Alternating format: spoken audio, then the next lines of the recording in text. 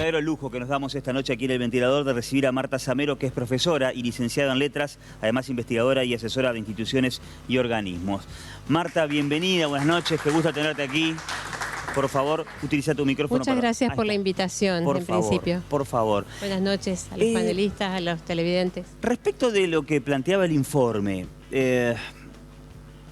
tengo ganas de plantear una duda o una pregunta respecto de si la tecnología tiene la culpa. No sé si por qué echarle la culpa a la tecnología que haya problema de comprensión lectora. Yo discutiría un tanto eso. No sé qué pensás vos. Bueno, para discutir uno tiene que tener datos.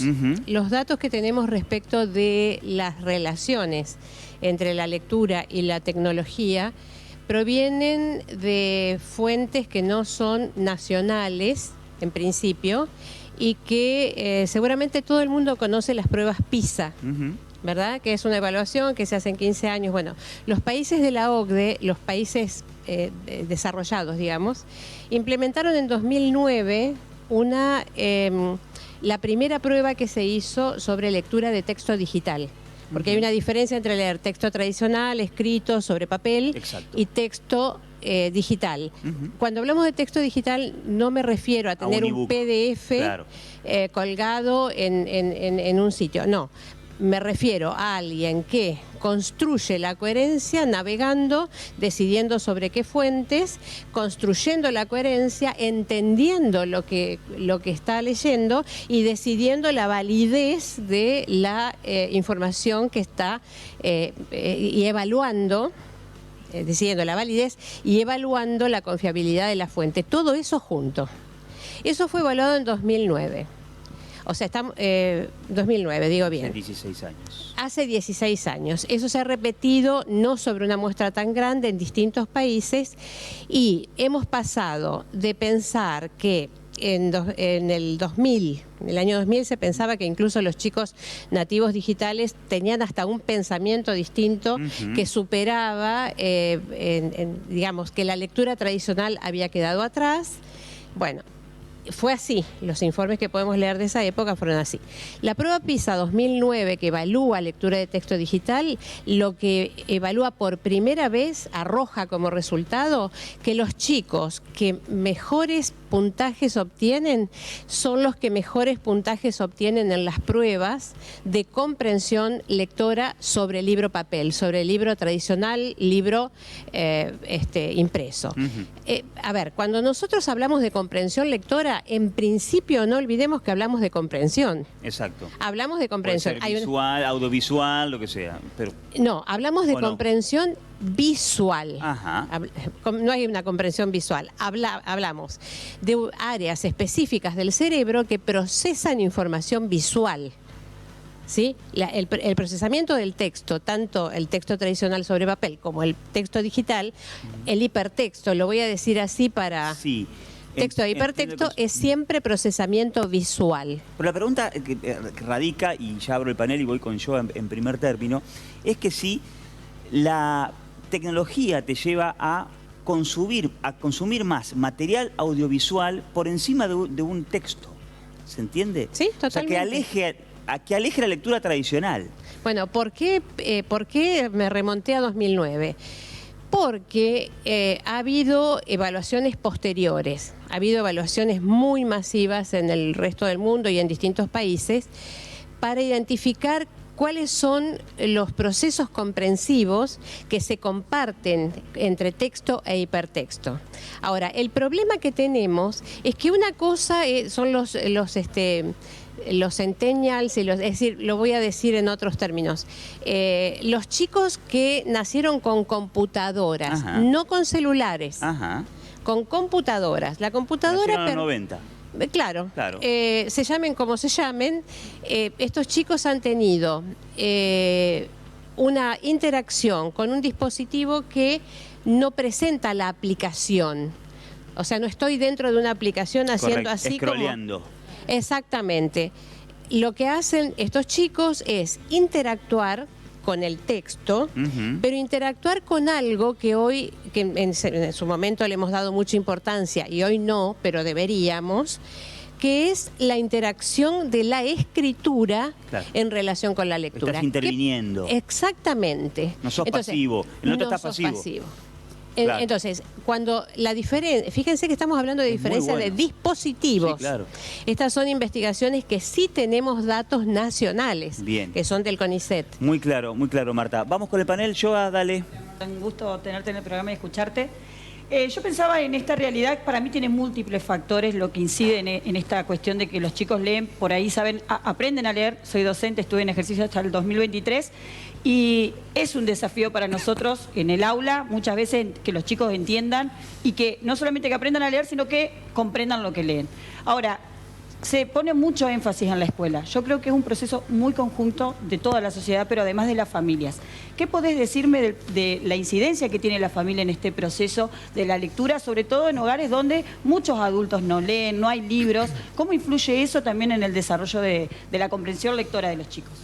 En principio, digamos que influye. ¿No es cierto? Partimos de una base que hay una influencia muy grande entre tener una sola institución que alfabetiza, que es la escuela, y tener dos, escuela y familia, ¿de acuerdo? Esta es la base de la cual partimos para cualquier tipo de razonamiento. Esa alianza entre escuela y familia está rota hace mucho tiempo, ¿de acuerdo? Y no está rota por sectores sociales.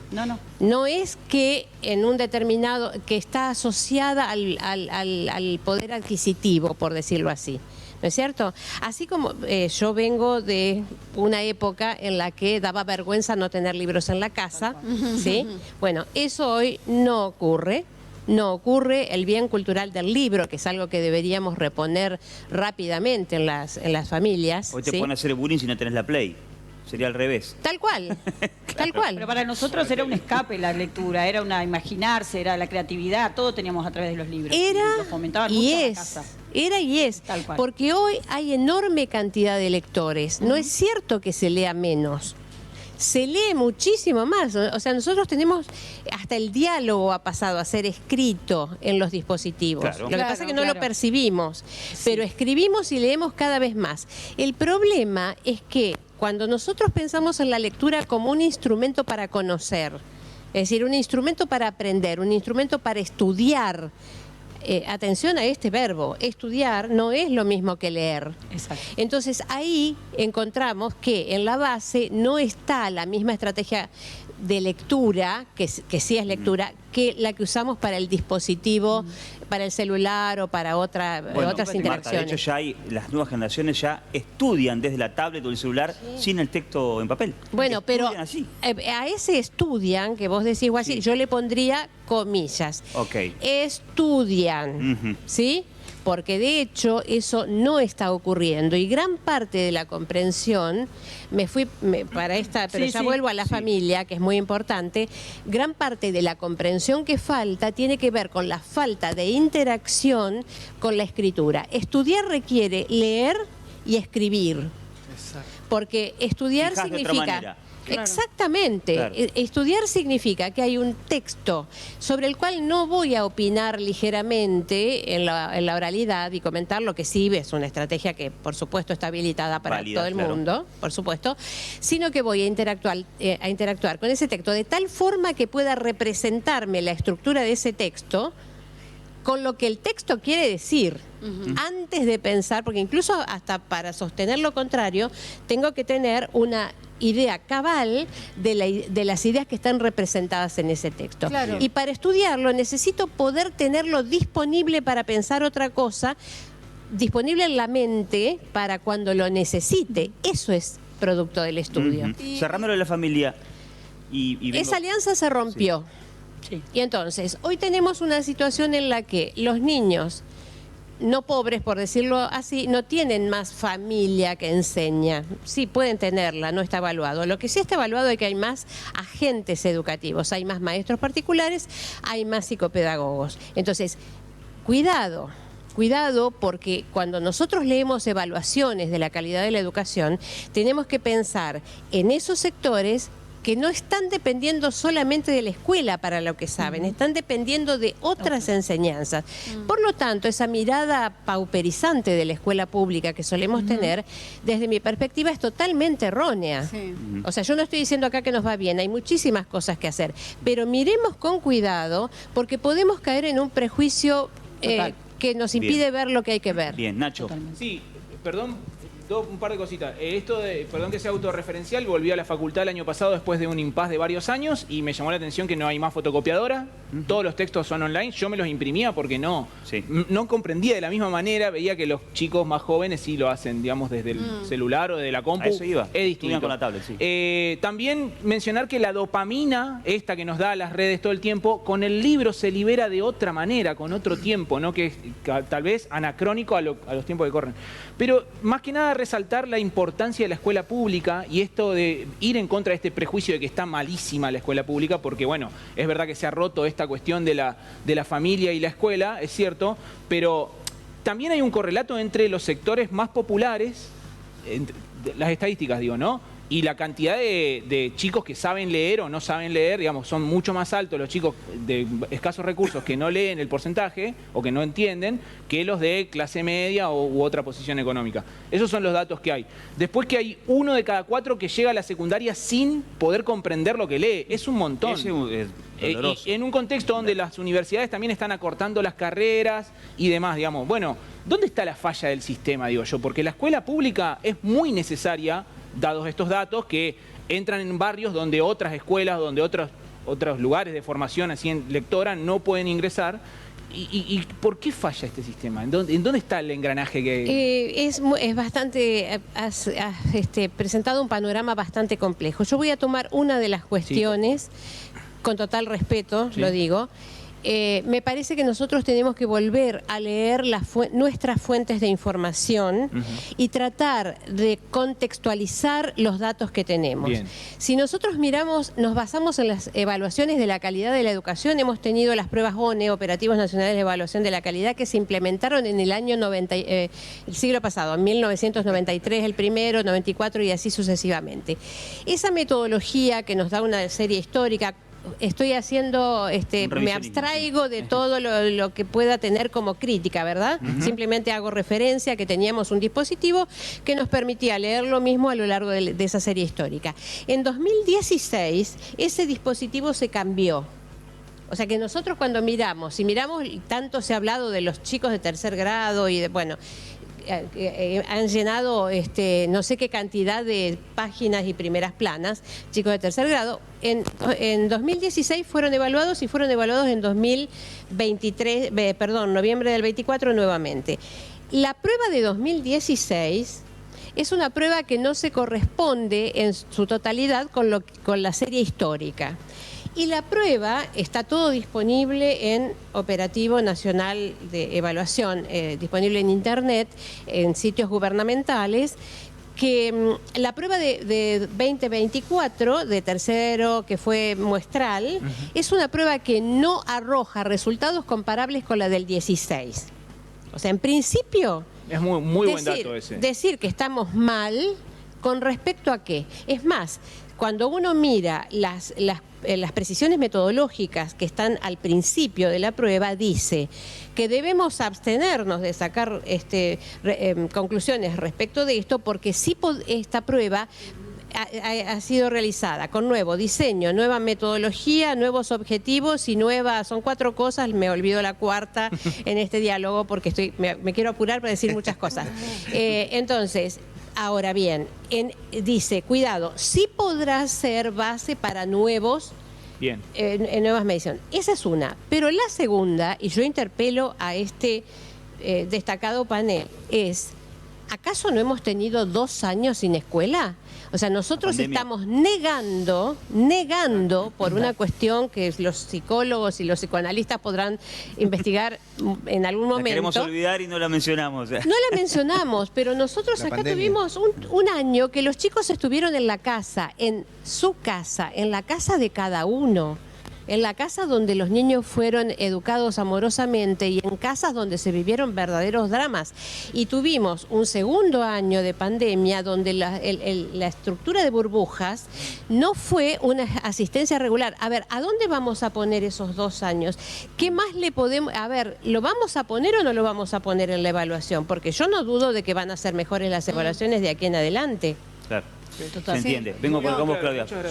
Me pongo Claudia, dale. Yo Después vos, Juan, dale. me tomé el trabajo de ir hoy hasta a la escuela Olegario Víctor Andrade. Estuve hablando con Valeria Nis, que es una profesora de lengua amorosa, que me dio un montón de datos. Y entre los datos que ella me daba, era que, por ejemplo, lo que ella trataba de hacer era despertar interés en los chicos por la lectura. Por ejemplo, que a veces no alcanzan a leer un libro por trimestre, y que también se había perdido, por ejemplo, el tema de la concurrencia a la biblioteca, que en algún momento nosotros lo hacíamos cuando éramos chicos. Sí, todos los viernes. Todos los Como viernes libro y venía la traer el lunes con bibliotecaria y te tarea. decía, chico, tengo estos libros para leer. Dibujito y resumen. Entre otras cosas me decía también de que buscaba despertar el interés en los pibes. Y apelaba, por ejemplo, a la figura de Martín Fierro, les comentaba cómo era Martín Fierro, en qué lugar vivía, cómo era el entorno, en Sor Juana Inés de la Cruz, que fue la primer feminista latinoamericana, en un montón de cosas. ¿Usted considera que lo que falta es apelar a esos recursos para que los chicos se vuelquen a los libros o lo busquen donde sea para poder leer? Yo voy a decir algo que probablemente no deba decirse frente a una audiencia tan grande como la que tiene este programa. La escuela es un dispositivo que cae sobre tu persona porque el Estado ha decidido que seas una persona alfabetizada. O sea, hay una ley que dice que es obligatorio ir a la escuela. Si nosotros esperamos que los chicos tengan interés, es probable que haya muchos que tengan interés. Ahora, pongamos, eso es lo que no se puede decir tan públicamente. Pongámonos una mano en el corazón y en realidad uno va más por los compañeros, porque la educación nunca es para hoy. O sea, nunca es para hoy. Total. Y como los chicos son eternos y ellos viven hoy y punto, ¿qué me interesará a mí esas cosas que me quieren enseñar?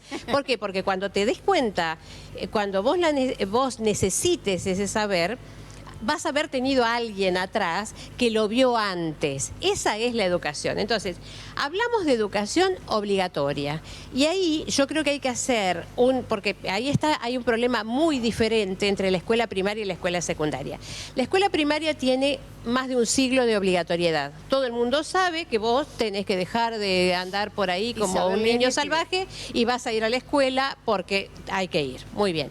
Y en eso nos ha ido muy bien porque durante todo el siglo XX hemos logrado, si bien no tenemos cifras muy afinadas después de la pandemia, volvemos a la pandemia, ¿verdad? Pero donde hubo una pérdida de matrícula y demás, lo cierto es que hemos logrado que los chicos que tienen determinada edad vayan a la escuela obligatoria. La escuela secundaria, que tiene 20 años de obligatoriedad, está como estaba la escuela primaria Claro. en el 1900, o sea, pocos años de la 14-20. Están tratando de que esos chicos vayan. El interés obviamente es algo indiscutible para el lazo. Ahora, los docentes de secundaria están igual que los docentes de primaria cuando intentaban advertir a la población que esto ya no es más para un grupo selecto, sino que se trata de educación obligatoria. El Estado te obliga a ir y eso todavía no está conseguido en la educación secundaria. Lo que me decía también Disculpa, Clau, pero tengo las -25. Les pido disculpas a las y los panelistas que no intervinieron en este bloque. Tendrán la prioridad para en el próximo tema. Y cierro con Juan Cruz.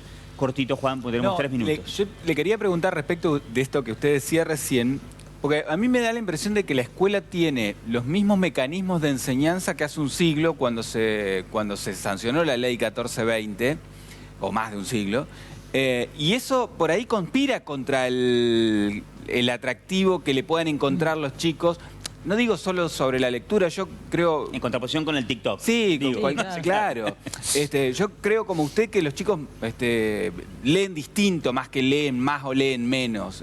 Pero ¿cómo hacemos, digamos, cómo hacemos, yo no lo sé, porque desde el Estado, para que para que la escuela se renueve en cuanto al atractivo, digamos, en los mecanismos de enseñanza? Porque usted decía, hay estudiantes, hay docentes, pero además hoy se han incorporado los psicopedagogos, los maestros particulares y demás. Gente que va a los barrios, un montón de... ¿Y eso tiene que ver solamente con que los chicos no les alcanza lo que aprenden en la escuela o cómo lo...? Yo creo que lo que vos estás diciendo, así como con pequeñas escenas que nos remiten a distintas cuestiones, es prueba de que no estamos en el mismo lugar que cuando se creó. Cuando se creó no había psicología del niño, el niño era un adulto más o menos deforme, que si no le entraba algo en la cabeza lo devolvían a la casa y así se quedaba. O le pegaban con... Le pegaban con el puntero, o sea, hemos acuñado la frase "la letra con sangre entra", claro, y eso era parte de maestros buenos.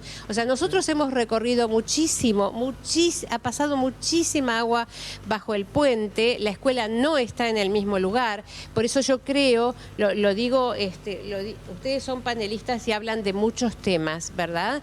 Ahora, cuando nosotros hablamos de educación, los análisis tienen que ser análisis más finos de los que estamos haciendo, porque no es cierto que todo lo pasado fue mejor y no es cierto que estemos, con permiso voy a discutir la idea, no es cierto que estemos en el mismo lugar que la escuela estuvo hace mucho tiempo. Estamos en lugares diferentes, sabemos que los niños, voy a decir por ejemplo algo, sabemos algo que atribuimos a los niños conocimientos previos, cosa que no se atribuyó a los niños hasta más o menos la década del 90. Creíamos que eran unos niños burros que no podían, lo digo así con comillas, que tenían que callarse. Acá, bueno, en los 90, en los 80, o sea, empezamos a cambiar un poco más tarde, un poco después que el resto del mundo. ¿Por qué? Porque nosotros tuvimos una dictadura que nos retrotrajo muchísimo en la educación, la última dictadura, y entonces en los 40 años de democracia hemos tratado de dar cabida a distintas teorías. Entonces no estamos en el mismo lugar. Hay dos fenómenos que a mí me parece que hay que señalar, que son muy importantes en relación con la escuela, que son, bueno, uno que ya abordamos, que es estas cuestiones respecto de los dispositivos de lectura. Y hay una cuestión que no tenemos decidida en Argentina, donde los padres y los opinadores en general, yo creo que equivocan la mirada, que es la siguiente: uno no va a la escuela a buscar lo que puede aprender afuera. Yo no tengo que enseñar a mirar TikTok, no tengo que enseñar lo que se va a aprender afuera a hacer bien. Uno va a la escuela a aprender aquella herencia cultural y aquellos desafíos hacia el futuro que no voy a poder ni hacer solo, ni aprender solo, ni me tocó por la familia. Pero no siendo niño pobre o no pobre, no me tocó por la familia, porque solo lo voy a aprender en la escuela. ¿Se entiende lo que digo? O sea, muy interesante, sí. Por supuesto, porque nosotros, ¿qué idea de escuela tenemos? La idea de escuela es, bueno, a ver, la maestra, le pedimos a la maestra 100.000 cosas, tenés que ser divertida, tenés que ser atractiva, tenés que mostrar interés, no, la maestra no está representando a ningún evento. La maestra, el maestro, el profesor está representando la cultura que nosotros, representa a los científicos, representa a los poetas, representa lo mejor de la cultura que nosotros queremos heredar. Es una IA humana.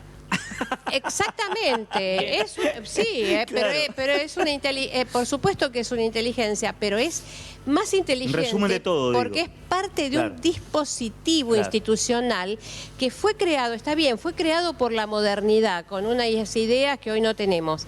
Por la modernidad, para transmitir algo. Yo estoy acá, obviamente, y vuelvo a agradecer la invitación, porque creo absolutamente en que la lectura no puede ser, no debe ser hereditaria, ¿verdad? Tiene que ser un patrimonio cultural y tiene que ser un ejercicio democrático que se enseñe en la escuela. Y eso, a veces, es aburrido. A veces, o sea, no es sencillo representarse un texto, y el tiempo que tiene que tener la escuela, que hay que sacarle un montón de cuestiones de encima, creo yo, de responsabilidad de encima. Optimizarlo. de otra manera. Optimizar, dedicar, por supuesto, mucho más tiempo a la enseñanza de la lectura, pero dedicar un tiempo que no tiene nada que ver con el tiempo social que estamos viviendo. No queremos lectura fragmentaria, no queremos lectura por encima, no queremos que un chico consulte textos de terraplanistas mientras está tratando de aprender conceptos de la astronomía. O sea, queremos que se aprenda lo más cuidado que nosotros tenemos como cultura en todo sentido. Y esos tiempos a veces no son los televisivos, Marta. Ya lo sé. Un gustazo tenerte acá, ¿eh? Este aplauso es para vos y este presente es para vos, ¿eh? Gracias por estar esta noche, Marta Zamero, grosa total, pero como si fuera una ponencia acá. Se nos fue volando 22:43.